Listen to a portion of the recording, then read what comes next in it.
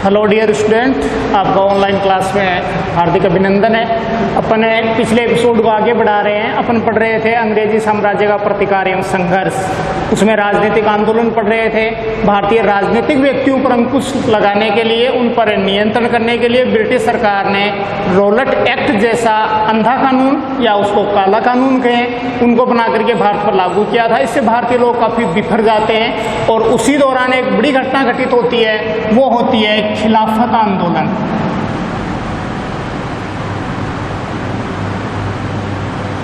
खिलाफत आंदोलन क्या था कि प्रथम विश्व युद्ध था 1914 से 1918 के बीच लड़ा गया था।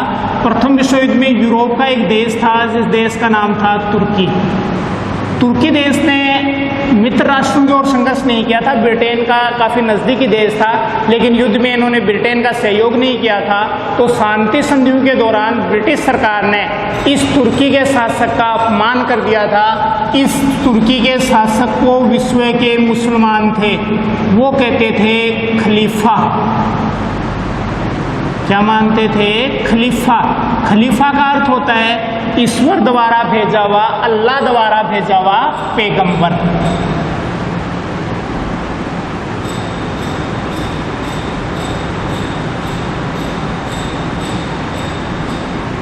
अल्लाह का पैगंबर है, उसको बोला जाता है कि अल्लाह का भेजा हुआ पैगंबर, उसको मानते थे। युद्ध के बाद में ब्रिटिश सरकार ने इसका अपमान करते हुए इनको दी जाने वाली सारी सुविधाएं और सम्मान थे वो समाप्त कर दिए गए थे।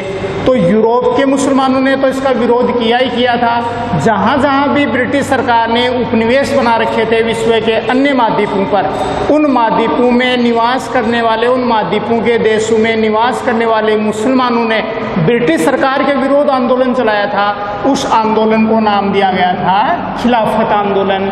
भारत पर भी ब्रिटिश सरकार ने अपना आधिपत्य स्थापित कर रखा था और भारत में भी कौन से धर्म के लोग निवास करते थे? मुस्लिम धर्म के लोग थे। भारत के मुसलमान लोगों ने भी इसका विरोध किया था। तो इसका विरोध शुरू किया था मुंबई से दो भाई थे, एक था शौकत अली और दूसरा था मोहम्मद अली।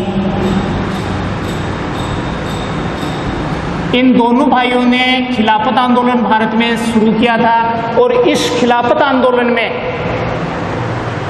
भारत के मुसलमानों के साथ में महात्मा गांधी जी ने खिलाफत आंदोलन में बढ़ चढ़ करके भाग लिया था, पूरे भारत का भ्रमण किया था और हिंदुओं को इसमें सहयोग देने के लिए प्रेरित किया था। वो इसलिए किया था, गांधी जी को पता था कि भारत में अंग्रेज भारत को सांप्रदायिक आधार पर विभाजित कर रहे हैं, इसको तोड़ रहे हैं, कमज़ोर कर रहे हैं।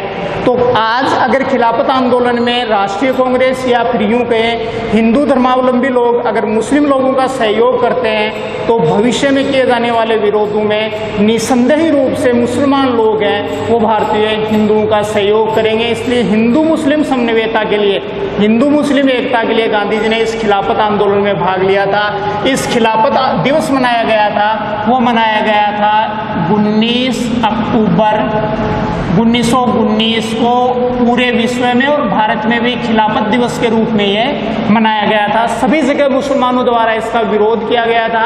इस विरोध को जब शांत किया गया कि खलीफा पद को तो ब्रिटिश सरकार ने समाप्त कर दिया गया, लेकिन उसी दौरान एक सब्र की संधि हुई थी। वो संधि हुई थी 10 अगस्त 1920 को।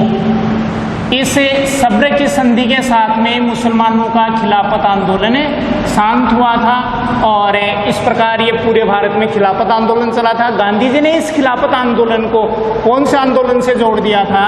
गांधी जी का एक नया आंदोलन शुरू होता है, असहयोग आंदोलन। तो टिप्पणी पर प्रश्न खिलाफत आंदोलन पर भी आ सकता है, खिलाफत आंदोलन पर आप टिप्पणी कर देंगे। असहयोग आंदोलन पर आता है, गांधी जी ने 1905 ईस्वी में एक पुस्तक लिखी थी। पुस्तक का नाम था हिंद स्वराज। गांधी जी ने 1905 ईस्वी में एक पुस्तक लिखी थी। पुस्तक का क्या नाम था? हिंद स्वराज था। उस पुस्तक में गांधी जी ने ये वर्णन किया था कि इन विदेशियों को, मतलब इन अंग्रेजों को भारत में शासन करने के लिए हमने ही आमंत्रित किया था।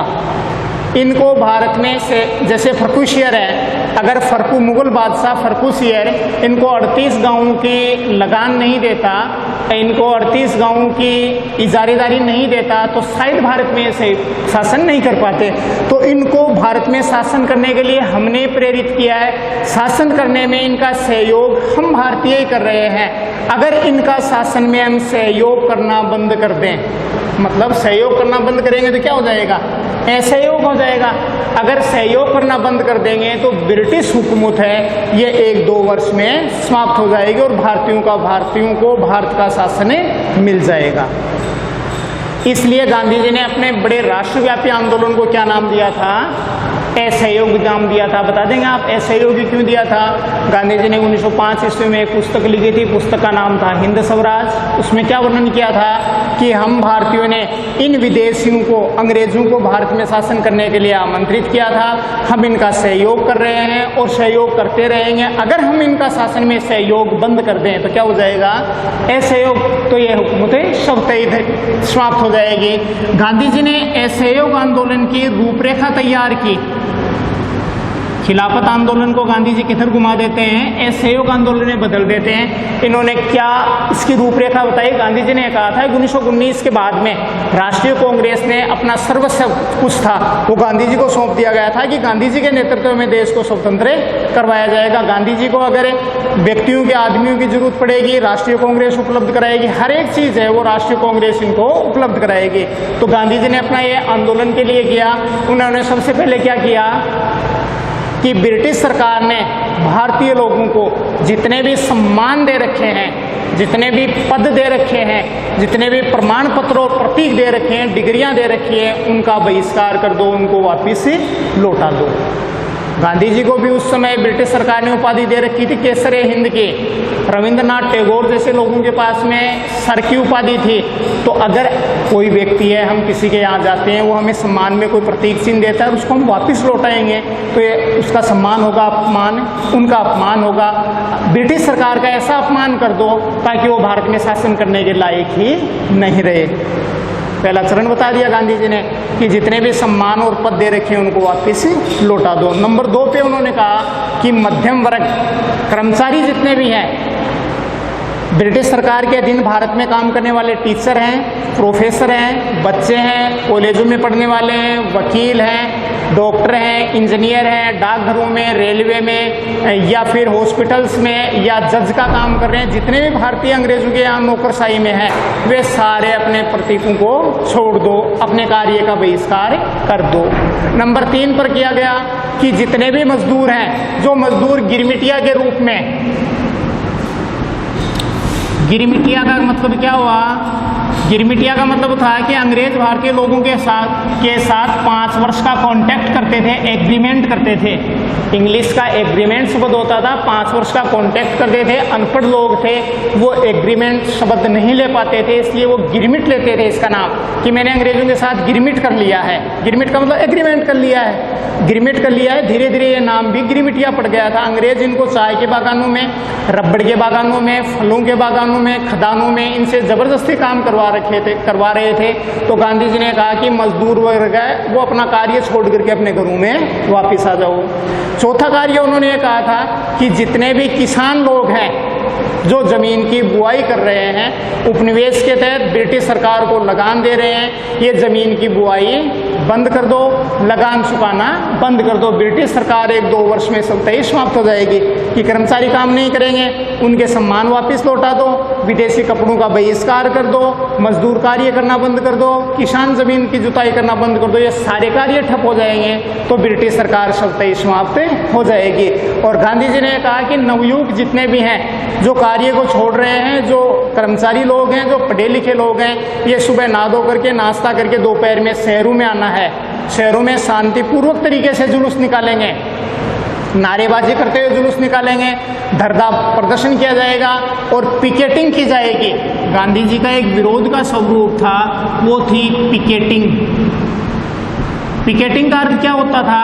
गांधी जी का मानना था कि विदेशी कपड़ों की जो दुकानें हैं या विदेशी वस्तुओं की जो दुकानें हैं या फिर ब्रिटिश सरकार के कार्यालय हैं उनमें काम करने वाले या सामान्य व्यक्ति हैं, वो सुबह जाकर के उस कार्यालय के सामने या उस दुकान के सामने बैठ जाएंगे। और भारतीय लोग अगर दुकान से कोई चीज़ खरीदने आते हैं, कौन सी, विदेशी, उनको मना करना है, लड़ाई झगड़ा नहीं करना है, दुकान में तोड़फोड़ नहीं करनी है, सामान नहीं लूटना है, सिर्फ आपको वहाँ बैठे रहना है। अगर कोई भारतीय व्यक्ति वहाँ सामान खरीदने आता है तो उसको ये मना करना है कि भाई साहब इस विदेशी सामान को मत खरीदो, उस कॉलोनी में जाओ, उस गली में, उस नुक्कड़ पे भारतीय सामान की दुकान है, वहाँ से आप सामान खरीद लो ताकि हम आत्मनिर्भर हो सकें और ये ब्रिटिश सरकार है ये कमज़ोर हो सके, ताकि हमारा शासन हमें मिल सके। ये विरोध का स्वरूप क्या कहलाता था, पिकेटिंग कहलाती थी। ऐसे ही सरकारी कार्यालयों के सामने, जैसे मान लीजिए एक डिपार्टमेंट में 100 आदमी काम कर रहे हैं, उन 100 में से 40 आदमी ने काम छोड़ दिया, 60 आदमी काम पर जा रहे हैं, तो जो 40 आदमियों ने काम छोड़ा उनको क्या करना है, अपने ऑफिस के सामने जाकर के बैठ जाना है, तोड़फोड़ नहीं करनी है, न उनका काम में व्यवधान डालना है। उसके गेट के सामने आप बैठ जाओ, आराम से नारेबाजी करो, शांतिपूर्वक बैठे रहो। और जो व्यक्ति जो 60 बचे हुए हैं वो अंदर जा रहे हैं, उनको आप रोको, उनको समझाओ, उनको लड़ाई झगड़ा नहीं करना है, मारपीट नहीं करनी है उनके साथ, उनको आप समझाओ कि भाई साहब हम 40 लोगों ने काम छोड़ दिया, हमारा भी तो काम चल रहा है, आप इस ब्रिटिश सरकार का सहयोग क्यों कर रहे हैं, इनका सहयोग करना बंद कर देंगे तो ब्रिटिश सरकार स्वतः ही समाप्त हो जाएगी, हमारा शासन हमको मिल जाएगा। ये विरोध का स्वरूप था, ये क्या कहलाता था, पिकेटिंग कहलाती थी। तो असहयोग आंदोलन अपने चरम पर था, सारे लोग ऐसा ही कर रहे थे और उसी प्रकार की घटना चल रही थी चौरी चौरा नामक स्थान पर। यह वर्तमान उत्तर प्रदेश के गोरखपुर के समीप था। गोरखपुर के समीप चौरा चौरी नामक एक कस्बा था। उस कस्बे के अंदर दोपहर में आंदोलनकारी प्रदर्शनकारी आंदोलन करके आ रहे थे, जुलूस निकाल रहे थे और नारेबाजी कर रहे थे। जुलूस में कुछ प्रदर्शनकारी उग्र हो रहे थे, तोड़फोड़ के ऊपर उतारू हो गए थे। वहाँ चौरा चौरी की पुलिस ने भीड़ को तितर बितर करने के लिए, घटना थी 5 फरवरी 1922 ईस्वी को, 5 फरवरी 1922 ईस्वी को भीड़ को तितर बितर करने के लिए पुलिस ने गोलियां चला दी। अब पुलिस ने जब गोलियां चलाई तो उसमें सैकड़ों लोग मारे जाते हैं। जब सैकड़ों लोग मारे गए तो बाकी के प्रदर्शनकारी थे वो काफ़ी उग्र हो गए थे। असहयोग आंदोलन तो सभी शहरों में चल ही रहा था, चारों ओर दूसरे कस्बों में इसकी सूचना पहुंची तो शाम तक बहुत सारे लोग, हजारों की संख्या में, लाखों की संख्या में लोग एकत्रित हो गए और गुस्से में या दुखित होकर के कि अपने साथियों के मर जाने पर सारे प्रदर्शनकारियों ने थाने का घेराव शुरू कर दिया। और थाने का घेराव शुरू करके 5 फरवरी 1922 ईस्वी को चौरा चौरी के थाने में आग लगा दी जाती है, जहां 21 सिपाही और एक थानेदार की जिंदा जलने से मृत्यु हो जाती है। अब जिंदा जलने से पहले थाने होते थे, आजकल तो पक्के होते हैं, बहुत सारी सुविधाएं होती हैं, लकड़ी के बने हुए मकान होते थे। पुलिस ने अपनी जान बचाने के लिए थाने में छुप करके अंदर से बंद कर लिया। प्रदर्शनकारियों ने शहर से केरोसिन खरीद करके पूरे थाने पर छिड़काव करके उसके आग के सुपुर्द कर दिया। पुलिस वाले बेचारे बाहर कहाँ निकले, 12 लाखों की संख्या में भीड़ है, वो मारे गए और आग लगने के कारण 21 सिपाहियों सहित एक थानेदार की जिंदा जलने से मृत्यु हो जाती है। इस दुखद घटना का पता चलता है गांधी जी को 12 फरवरी 1922 ईस्वी को, क्योंकि पहले समाचार पत्र थे नहीं। और गांधी जी 12 फरवरी 1922 ईस्वी को अपना असहयोग आंदोलन वापस ले लेते हैं और गांधी जी पर पुलिस द्वारा गांधी जी को अरेस्ट कर लिया जाता है। इस घटना के लिए गांधी जी को जिम्मेदार माना जाता है। गांधी जी पर देशद्रोह का मुकदमा चलता है और गांधी जी को 10 वर्ष की सजा हो जाती है। इस प्रकार गांधी जी का असहयोग आंदोलन यहीं समाप्त हो जाता है। अगर छोटे क्वेश्चन में पूछा जाता है कि गांधी जी का असहयोग आंदोलन समाप्त होने का या वापस लेने का क्या कारण था, चौरी चौरा कांड था, ये कहाँ था, गोरखपुर के समीप था। कब घटना घटित हुई थी, 5 फरवरी 1922 ईस्वी को। घटना में कुल कितने सिपाही मरे थे, 21 सिपाही मरे थे और एक थानेदार जिंदा जलने से मरे थे। गांधी जी ने असहयोग आंदोलन अपना वापस कब लिया, 12 फरवरी 1922 ईस्वी को लिया था। इसलिए आप ऑनलाइन क्लास से जुड़े रहें। इस एपिसोड को हम आगे बढ़ाएंगे। सुरक्षित रहें, अपने घर रहें। धन्यवाद।